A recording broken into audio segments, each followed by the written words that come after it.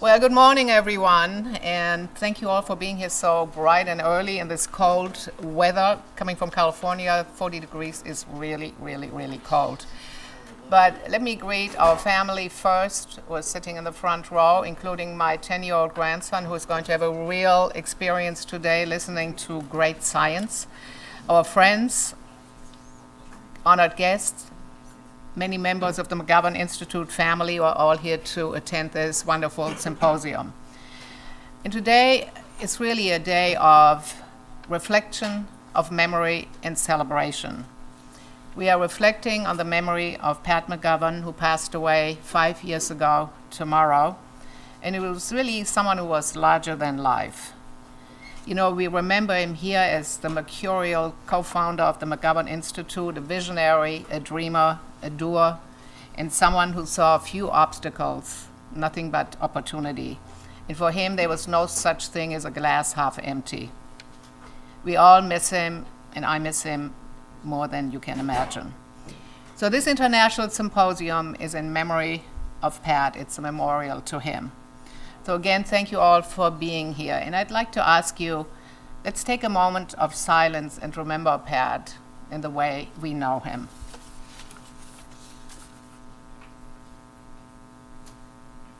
Thank you. But we're also here to celebrate, because we have a lot to celebrate, a lot of achievements, and nobody would be prouder than Pat.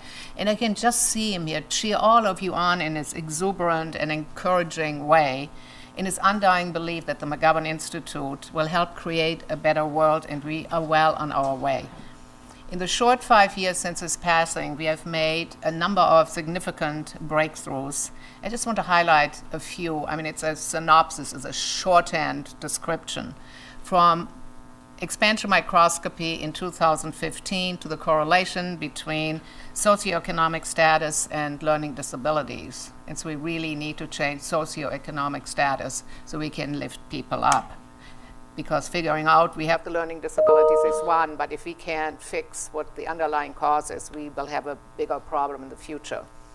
Then autism advances in 2016 showed that it might be possible not too far into the future, and I'll let you imagine what that future might be, because it can be longer than future implicates, that we might be able to replace a missing gene, and just imagine what that can do for people afflicted with such a horrible disease. Or the programmable CRISPR enzyme, C2C2, that targets RNA rather than DNA, which means there won't be permanent changes to the genome everybody is so terribly concerned about. And in 2017, we showed that the developmental brain is organized very similarly to the adult brain, with preferences for faces and scenes. And in other words, by the time we are born, we are already somewhat pre-programmed for what we are going to be. Or Sherlock, a technique that can revolutionize detection of cancer to the diagnosis of infectious diseases. And once field deployable versions will be available, it will have tremendous impact in major implications. Or deep brain stimulation that will eliminate surgically implanted electrodes. And think of people with Parkinson.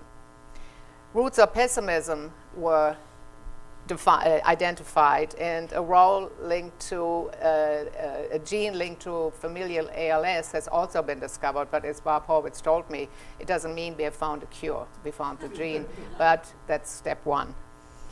This is just, as I said, a shorthand synopsis of the few really important breakthroughs. But in addition, a number of our scientists have achieved been granted big awards like the Gardner, the Breakthrough, and some have been inducted into the Academy of Sciences. Also, of course, let's not forget the establishment of the Tan Yang Center for Autism, which is a really important addition to our institute, and then the partnership with SIAD, the Shenzhen Institute of Advanced Technologies, a tremendous partnership for our research efforts using macaques. So I really think, from my vantage point, not being a scientist, we are truly on a roll. And I think we keep moving forward. And as one person I appreciate and respect greatly, Matt State, who's the director of the Langley Porter Institute, at UCSF and also a scientific advisory board member at the Tan Yang Center, said, the McGovern Institute is the gold standard everyone aspires to be like or to become. So the operative word is to aspire. So let's people keep aspiring and never catch up with us. Although we should be very proud of these laudatory comments, let's not rest on our laurels. On to the next new thing. Although Pat did not witness this progress because he's no longer with us, he will always be a looming presence. And as long as I can, I will continue to carry forward our common vision. And frankly, I wish he was sitting right there. That's the chair he always sat in the front row, bright-eyed, applauding the scientists and, very excited of what was possible, what was to come. So let's have the symposium begin, and let's listen to the leading edge discoveries. And I'm proud to turn over the proceedings, not to our current director, but to our amazing first director, Phil Sharp, and and Phil really doesn't need an introduction. He's a Nobel Prize winner. He's the founder of Biogen and all sorts of other great, fantastic things. And we were so lucky and fortunate to have you as our first director for the first 5 years and launch us into the right direction. So without further ado, let me turn over the proceedings to Phil. But one thing, Pat, just listen in. You'll be enjoying the talk.